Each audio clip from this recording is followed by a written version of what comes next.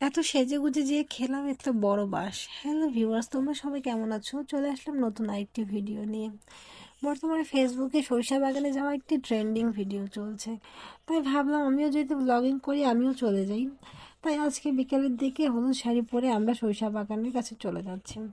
এটি আমাদের বাসার ভীষণ কাছে, তাই রিক্সায় চলে যাচ্ছি। আর আমি হলুদ শাড়ি পরেছি সরিষা বাগানের সাথে ম্যাচ করে। আর আমার এখানে যাওয়ার জন্য আমি ভীষণ এক্সাইটেড ছিলাম, কারণ আমি আগেও সরিষা বাগানে অনেক গিয়েছি, কিন্তু হচ্ছে যে আজকে প্রথম ব্লগিংয়ের জন্য যাচ্ছি।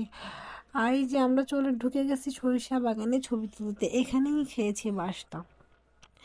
যারা যাচ্ছেন তারা অবশ্যই জানেন কি ধরনের বাঁশ খাওয়া যায়। খালা আমাকে এমন বকা বকলো যে আমার পুরো মুডটাই খারাপ হয়ে গেছে।